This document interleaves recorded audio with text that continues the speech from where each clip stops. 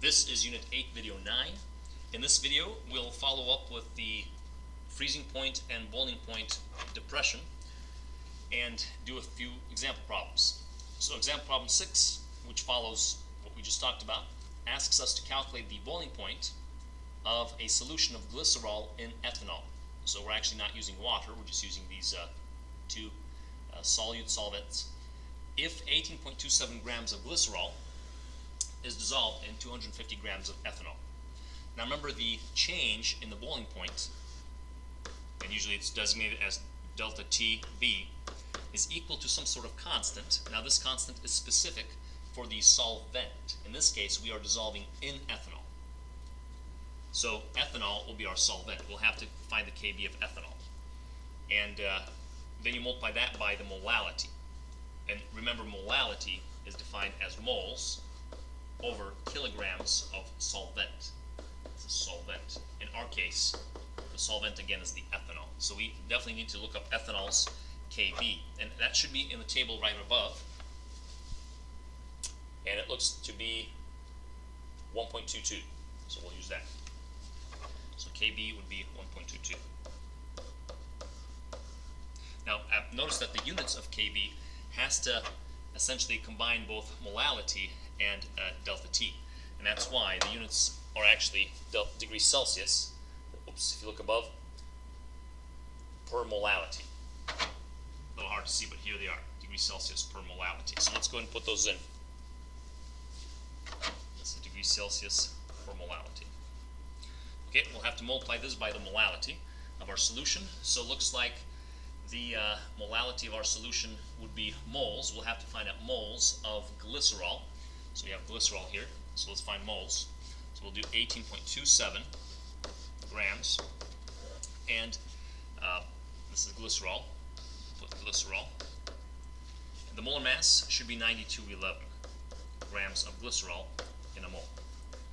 So go ahead and calculate. Let's calculate 18.27 divided by 9211. And you should get yourself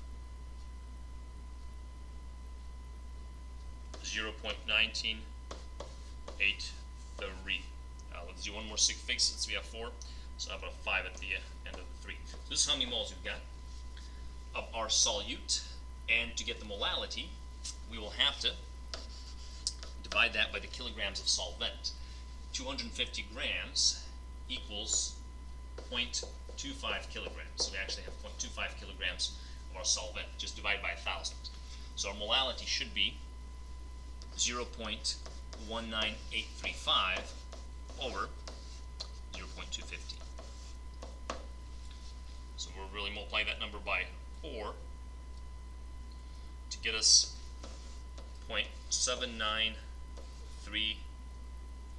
Let's do 4. Do that. So this is actually our molality, and that's what goes in here. So we got 0.7934, and we'll simply multiply those two numbers together by 1.22, and we get ourselves 0.9679. So this is actually degrees Celsius. What happens, since this is moles, this is molality, the molalities cancel out, degrees Celsius is what you end up with. So in this case, the solution just increases by 0.9679, really by about 1 degrees Celsius. That's not a lot, but first of all, we didn't have a very high molality, and second of all, the Kb is pretty small for ethanol, and that's due to the fact that it has hydrogen bonding. Now this is not the new boiling point. It says calculate the boiling point of this new solution, so we need the original boiling point of ethanol, which is the boiling temperature of ethanol, should be 78 degrees Celsius. I believe that's what we saw on the previous slide. 78.4 degrees Celsius. So now we get to add these two together, and essentially we'll get ourselves 79.4 degrees Celsius. So we get to add these, 79.4 degrees Celsius. So the real final answer is actually 79.4 degrees Celsius. I didn't do a lot to ethanol, but it's measurable, And usually the freezing point is much more noticeable, especially if you have a lot of substance that's dissolved. Right, let's move on. Now, with these two equations that we've just used, we've seen the temperature change of the freezing point, the temperature change of the boiling point. Because these two equations contain molality, which is this concentration, which contain moles, we can actually solve for the molar mass of the substance that we're dealing with. So this is really neat.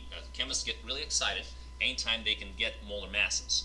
So what you do is you measure the new boiling point of a substance, and you get the delta TF, and in this case the freezing point, the new freezing point of the substance, and you have this value here, and that's a constant, and then you're able to find out the molality of it. So we'd actually go backwards and solve for the molality, and then molality has moles. If you've measured how many kilograms you've dissolved in it, you can actually find out how many moles you have.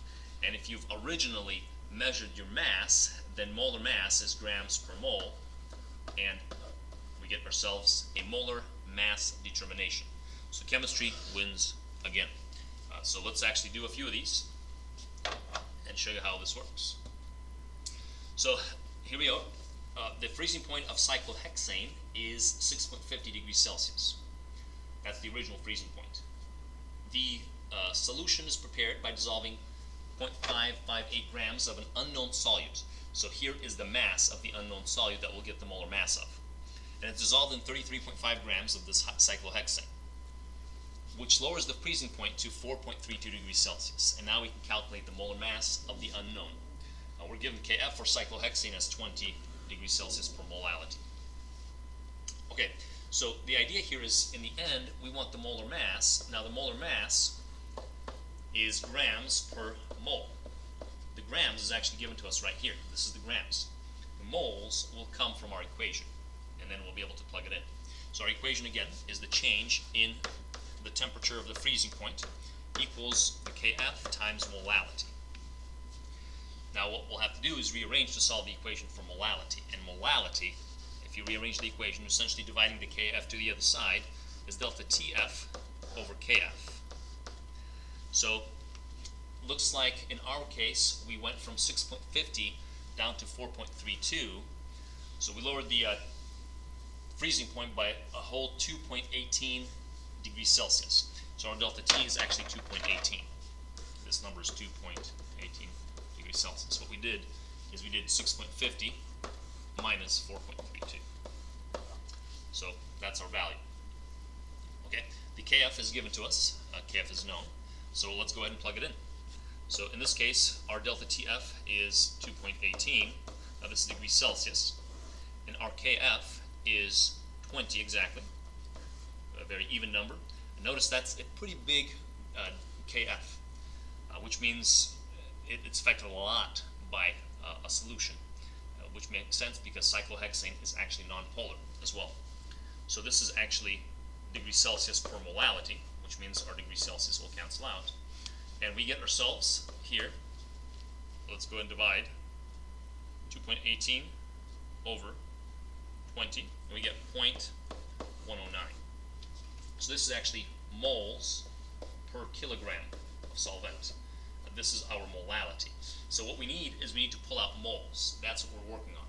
So now, because this is our molality, we know how many kilograms we've used. In fact, we've dissolved it in 33.50 grams of cyclohexane. So our 33.50 grams is actually 0.0335 kilograms, which is divided by 1,000. And my molality then, since my molality is moles over kilograms, I know my molality. Here's my molality. I can actually now solve for moles. So my moles will actually be equal to, I'll multiply the kilograms up there, molality times kilograms. Again, here's our molality. So we'll do 0.109 times our kilograms, which is 0.0335. And we can actually find how many moles we've dissolved in a substance. So 0.109 times 0.0335 gives us 0.03652, just for a few more sig figs. So this is how many moles we've got. So knowing how many moles we've got, we can actually get the molar mass. Here's the mass. Molar mass, again, is defined as grams over moles. So our grams is 0.558. Our moles is, we've determined that to be 0.003652. And we get ourselves, let's go ahead and plug that in, 558 over 0.03652. A molar mass of 150, we have 3 sig figs we're dealing with, so 153 grams per mole. And that is the power of chemistry, or rather the power of this equation here. You can actually find out an unknown, and this is actually a standard laboratory procedure. We'll do a laboratory experiment in which we do exactly this. We're going to find the delta T, and then from that we'll calculate the molar mass of the unknown. All right, one last thing to discuss, and that is the density of a solution that we haven't talked. But you may realize that the density of a solution will increase as you add solute to it, and this is because essentially you're increasing the mass by adding a solute, and most solutes are heavier than water. So if you put a bunch of salt in water, NaCl for example, its molar mass is 5844 as compared to just 1802 of water. So this will actually increase the density quite quickly, and you can do some fun experiments. You could throw an egg in fresh water versus salty water, and the egg will float in salt water and sink in fresh water. You can go to the Dead Sea, as this gentleman is doing, and you can swim in the world's saltiest sea, which has such a high density that you don't need to know how to swim. You just kind of lay on your back and read the Jordan Times and enjoy a little sunbathing. You can also create a little solution here, or a little experiment where you make different solutions and put different food colorings in them, and you can actually layer them because they'll have different densities. All right. We talked about osmotic pressure, but I failed to mention it. Osmotic pressure essentially applies to cells, so that's why anytime you put some sort of cell inside of a solution like this, the water will actually come out of the cell, so the osmotic pressure will change. And that's a biological application. Maybe we'll talk about it a little later. So this will wrap up for us the video 9.